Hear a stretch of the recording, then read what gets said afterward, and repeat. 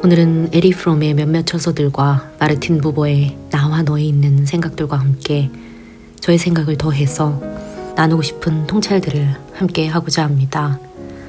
사랑하는 사람은 말의 노예가 된다. 사랑은 말해도 다 닿을 수 없는 말이다. 진정한 사랑은 상대를 소유하려 하지 않는다. 자유롭게 두고도 떠나지 않는 것. 그것이 사랑이다.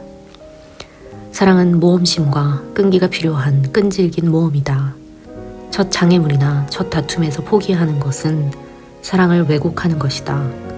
진정한 사랑은 시간, 공간, 그리고 세상이 만들어내는 장애물을 지속적으로 때로는 고통스럽게 극복하는 것이다. 사랑은 두 사람의 내향적인 관계에만 국한되지 않는다. 그것은 하나의 건축이며 더 이상 하나의 관점이 아닌 둘의 관점에서 만들어지는 삶이다. 에리 프롬이 말하는 생산적인 성격과 비생산적인 성격은 사랑을 대하는 방식이 근본적으로 다릅니다. 관건은 사랑을 주는 행위로 보는가, 얻는 대상으로 보는가에 있습니다. 프롬이 말하는 생산적인 성격은 사랑을 주는 것에서 기쁨을 찾습니다. 사랑은 능동적인 행위이며 자신이 가진 생명력과 관심, 책임과 존중을 상대에게 주는 것이죠. 반면 비생산적인 성격은 사랑을 얻고 소유하는 것으로 봅니다. 상대가 자신에게 무언가를 주어야 하고 사랑은 외부에서 채워야 할 결핍으로 인식됩니다. 그 뿌리에는 비생산적인 사람이 나는 결핍되었다 라는 존재 감각을 갖고 있기에 사랑도 받아야만 하는 구조가 된 것이죠. 생산적인 사람은 충분하고 무조건적인 사랑을 받은 경험이 있기에 스스로 충만하다는 내면을 가지면서 그 충만함을 표현하고 나눌 수 있는 능력이 생깁니다. 이렇게 되면 생산적인 사람은 나는 충만하다라는 존재 감각으로 사랑을 주는 것이 오히려 자기 실현이자 생명력의 표현이 되죠. 반면 비생산적인 사람은 나는 결핍되었다라는 존재 감각으로 사랑을 외부에서 끌어와야 한다는 불안으로 이어집니다. 프롬은 생산적인 사람에 대해 이렇게 표현하죠. 주는 것은 능력의 최고의 표현이다. 주는 행위 자체에서 나는 나의 힘, 나의 능력을 경험한다. 이 활력과 능력의 고양된 경험은 나를 기쁨으로 채운다.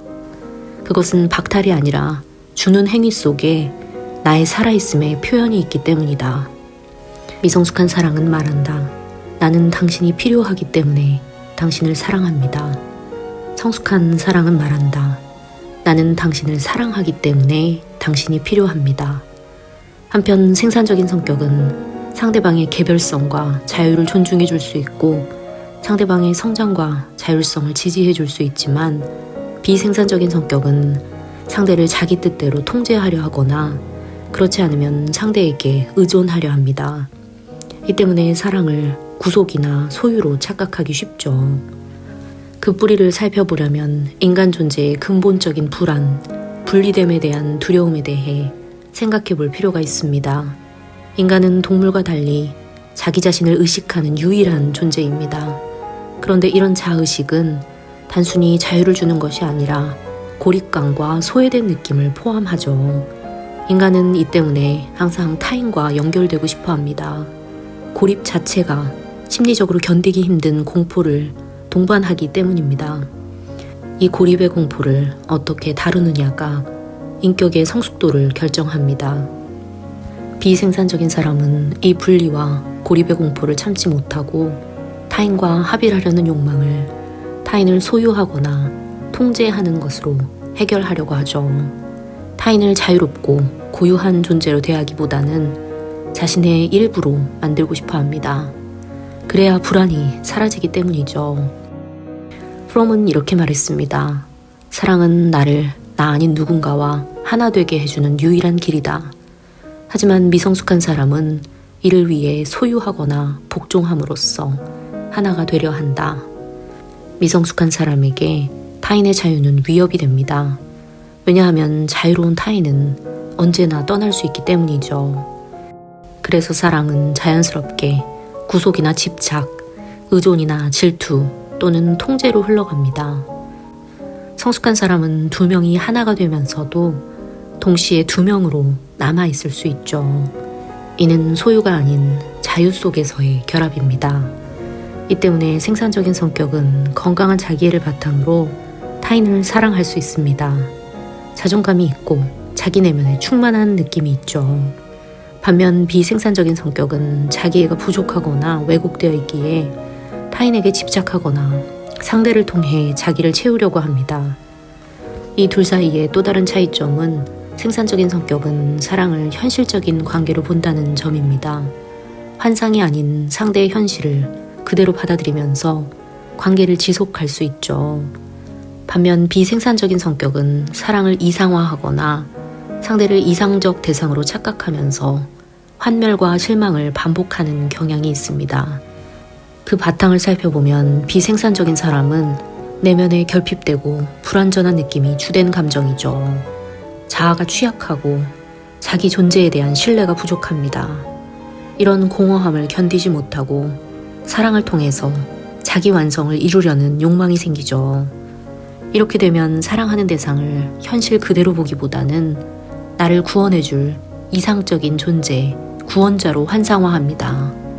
사랑으로 자기 존재를 증명하고 타자를 통해 자신을 구원받고자 하는 것은 미성숙한 사랑의 공통적인 특징이죠. 이들은 사랑의 어떤 내적인 허전함을 근본적으로 메워줄 거라고 믿습니다. 그 기대가 크기 때문에 현실의 상대는 그 이상을 만족시킬 수 없죠.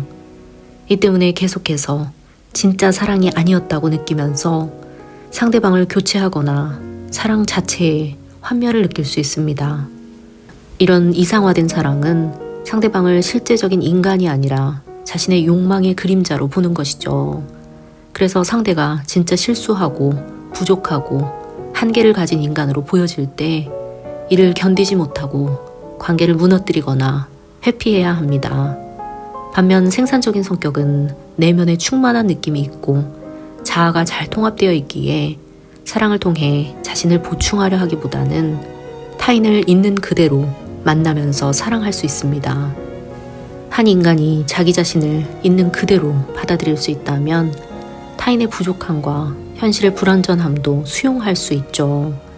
사랑은 어떤 환상을 실현하는 게 아니라 불완전하고 부족한 두 사람이 서로를 이해하고 돌보면서 함께 성장해 나가는 과정이라는 것을 알고 있습니다. 또한 사랑은 어떤 설레는 감정 상태가 아니라 지속적인 행동과 책임, 노력이며 관찰임을 알고 있기에 생산적인 사람에게 사랑은 받는 것이 아니라 주는 것이며 함께 만들어 나가는 것이죠. 그래서 이상화나 환멸이 아니라 깊은 이해심과 인내로 관계를 유지하고 발전시킬 수 있습니다.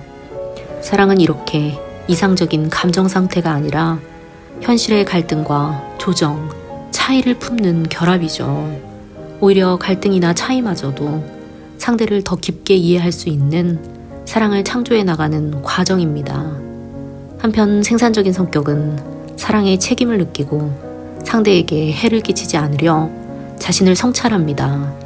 사랑은 지속적인 돌봄과 노력이라고 생각하죠. 반면 비생산적인 성격은 사랑에 대한 책임을 회피하거나 일방적인 만족을 추구합니다.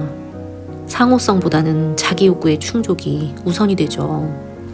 이런 뿌리에는 비생산적인 성격이 사랑을 내가 느껴야 하는 감정이나 내가 받아야 할 어떤 상태로 오해한다는 데 핵심이 있습니다.